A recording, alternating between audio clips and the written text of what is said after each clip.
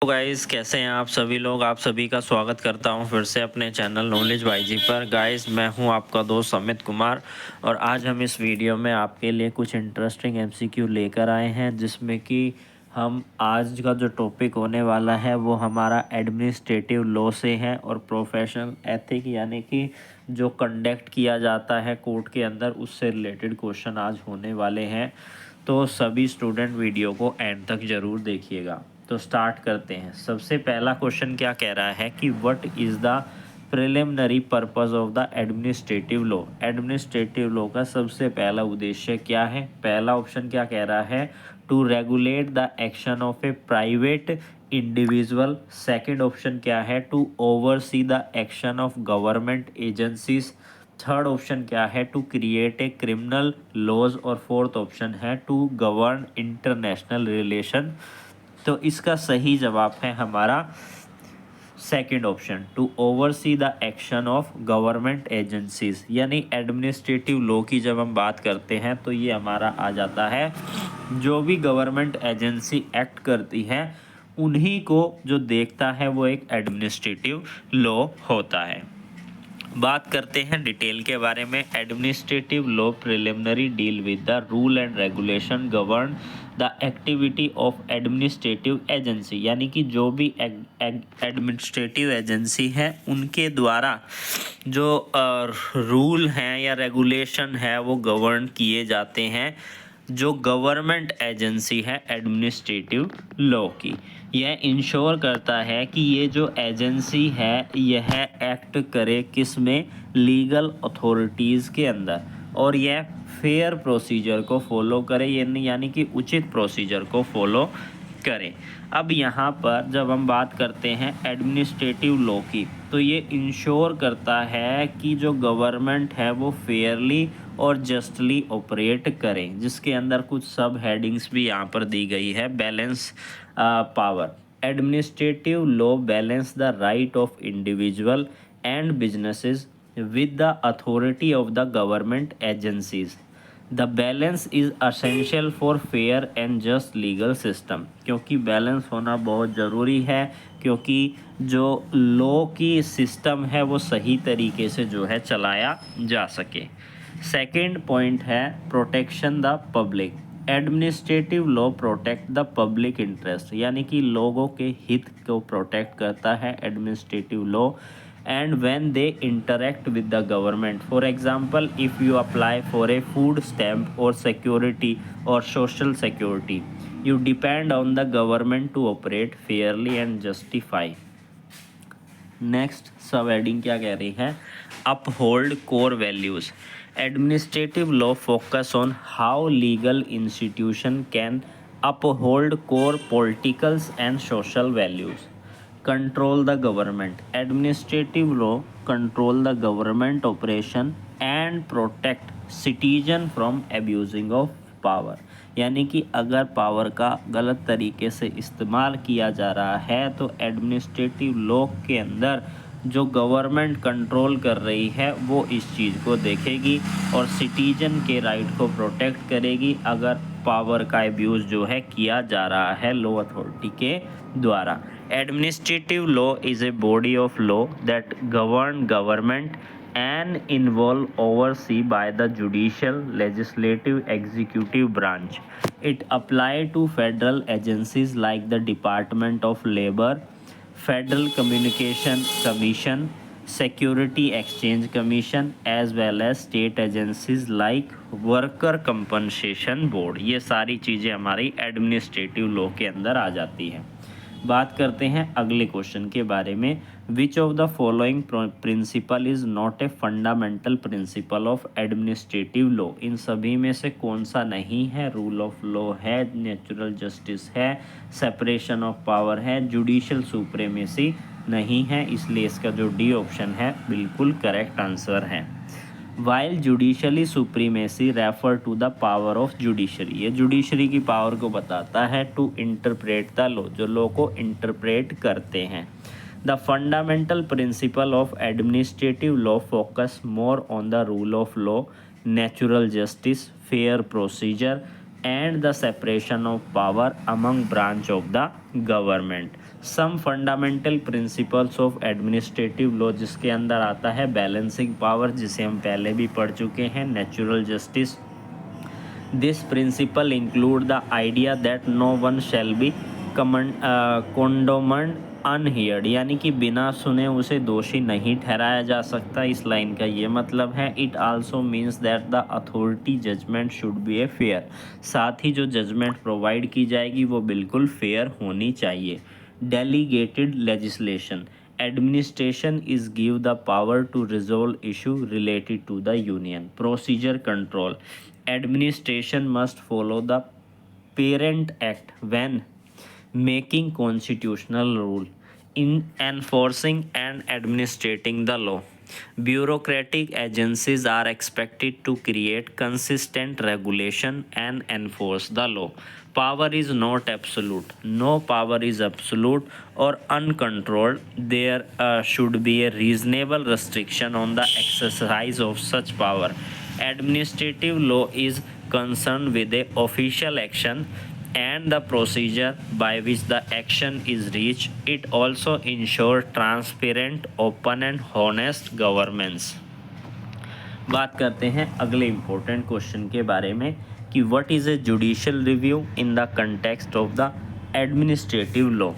First option है the power of court to review and invalidate legislature. Second option है the process by which the administrative decision are evaluated by the higher authority.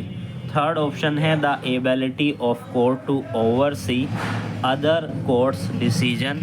And fourth option है a method for the administrative agency to self assess their action. तो इसका सही जवाब है हमारा B option, process by which administrative decision are evaluate by the higher authority. अब समझ लेते हैं इसकी explanation.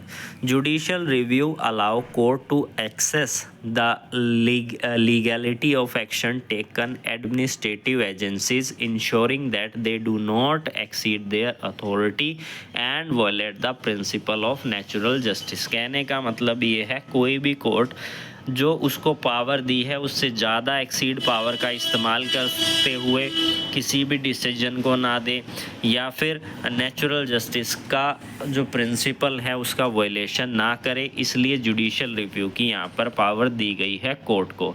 Judicial review is a power of court to examine and review the action of the administrative branch of the government to ensure they are legally reasonable और fair. It is check on the separation of power which give the judiciary the power to supervise the other branch of government when they exceed their authority. यानी कहने का मतलब यही है कि administrative जो judicial review है ये कोर्ट की एक ऐसी पावर है जो कि एग्जामिन करता है कोर्ट के ऑर्डर को, रिव्यू करता है कोर्ट के ऑर्डर को कि कोई भी गलत तरीके का वायलेशन ना हो, लॉ का पावर का गलत इस्तेमाल ना किया जाए, डिसीजन जो है वो फेयर होना चाहिए, रीजनेबल होना चाहिए और लीगली रूप से होना चाहिए। बात करते हैं जुडिशियल रिव्यू इन एडमिनिस्ट्रेटिव लॉ इंक्लूडेड। तो ये कुछ पॉइंट्स हैं जो आपको ध्यान में रखने हैं, इन पॉइंट्स पर ही चीज़ें आपको याद रहेंगी। Review decision, court will review the decision making process to ensure it was consistent with the natural justice and law. Second point है determining validity, a court can declare action there are inconsistent with the constitution to be an unconstitutional, यानी कि law के अनुसार अगर वो inconsistent है तो उसे अनकॉन्स्टिट्यूशनल और नल और वॉइड डिक्लेयर कर दिया जाएगा। Making order, if a court find a decision to be unlawful, unreasonable, unfair, it can make the order to rectify the situation, यानी कि उस सिचुएशन को सुधारा जाएगा अगर वो गलत है, अनलॉफुल है, अनरीजनेबल है। These order can include declaration the decision invalid, ordering the administrator to reconsider, ordering the government to pay damages। यानी कहने का मतलब है जुडिशियल रिव्यू एक पावर देता है कोर्ट को ताकि गलत डिसीजन को चेक किया जा सके, उसे रिव्यू किया जा सके, सिचुएशन को सही किया जा सके, रेक्टिफाई जो है किया जा सके। बात करते हैं अगले क्वेश्चन के बारे में। Which of the following is typically ground for the judicial review of administrative action. तो यहाँ पर कौन सा है, प्रोसीजरल इम्प्रॉपेरिटीज अगर होती है तो ये हमारा ग्राउंड बन जाता है जुडिशियल रिव्यू का। एक्सप्लेनेशन क्या कहती है, procedure इम्प्रॉपेरिटी is a common ground for the judicial review, meaning that an administrative agency failed to follow the correct legal process। उसको correct legal process क्या है, उसको उस तक पहुंचने में फेल हो जाती है, एंड विच में रेंडर इट एक्शन इनवैलिडेट। कुछ कॉमन ग्राउंड है जुडिशियल रिव्यू के, जैसे illegality, irrationality, procedural impropriety, proportionality, legitimate expectation. तो ये सारे पॉइंट है। इसके अलावा जुडिशियल रिव्यू के लिए हम एडमिनिस्ट्रेटिव एक्शन में इन रिट्स को भी इस्तेमाल कर सकते हैं, हैबियस कॉर्पस, मैंडेमस, क्वा वारंटो, प्रोहिबिशन और सेशुरई, ये आपने पढ़ी होंगी।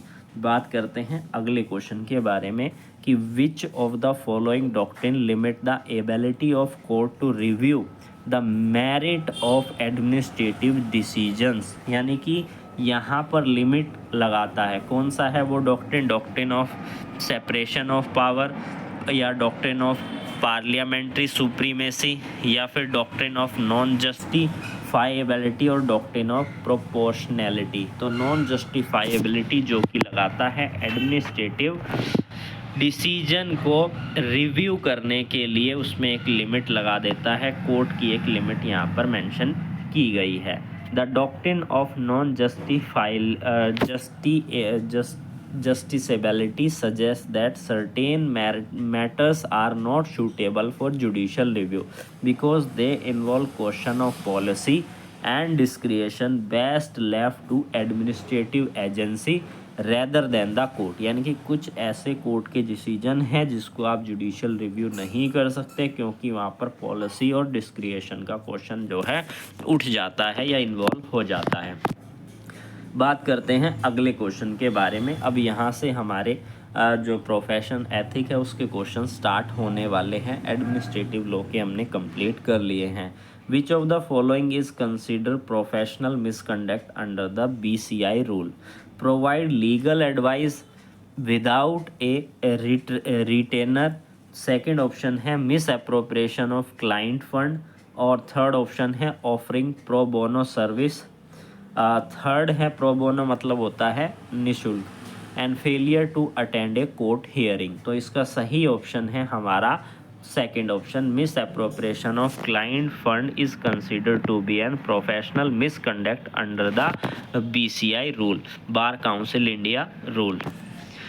Misappropriation of client fund is a serious violation of profession ethic and is classified as professional misconduct under the BCI rule.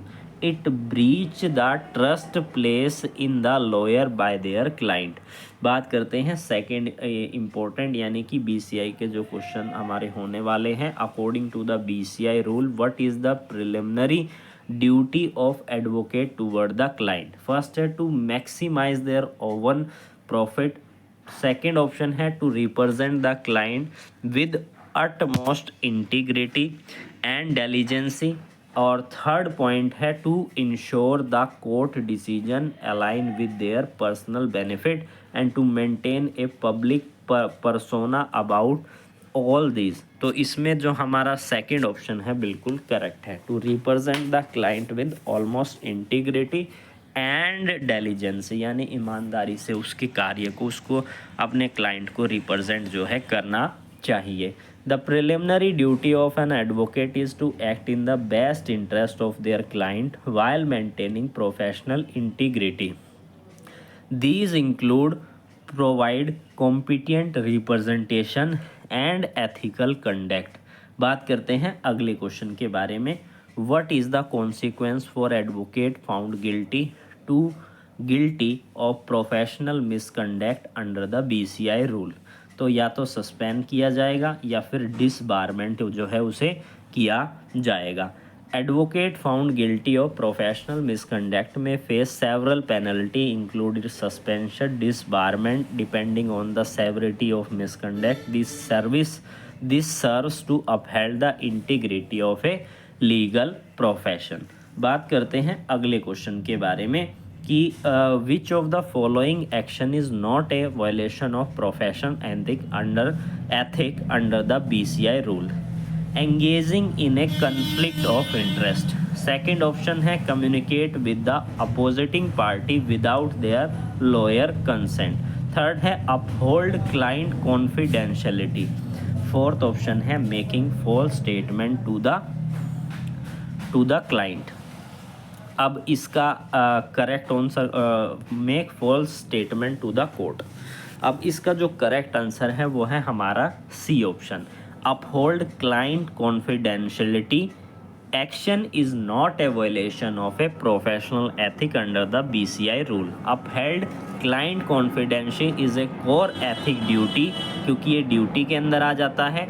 Of advocate is not a violation and this other option involve breach of ethical conduct that could lead to professional misconduct. बात करते हैं अगले important question के बारे में कि what must an advocate do if they discover that their client intended to commit a crime।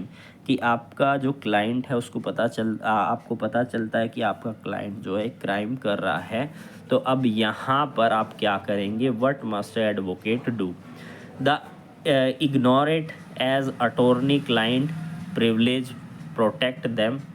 to second option है to advise the client against it and report it to the authority। Third है withdraw from representing without information to his client and assist the court to carry out the crime। तो कौन सा सही आपको लग रहा है कि आप एडवाइस करेंगे क्लाइंट को, रिप्रेजेंट करेंगे, advise the client against it and report to the authority, अगर आपको ऐसा लगता है, क्योंकि इसी तरीके से आपको कार्य करना है। Advocate have a ethic obligation to advise client against committing crime, while attorney client privilege protect client communication and it does not protect advocate from reporting further crime depending on the jurisdiction and specific circumstances। तो आज हमने इस video में कुछ important questions cover किए। अगर आपको लग रहा है किसी का क्वेश्चन का जवाब सही नहीं है तो जो जवाब सही है आप हमें कमेंट सेक्शन में कमेंट करके बता सकते हैं। फिर मिलेंगे एक नई वीडियो के साथ।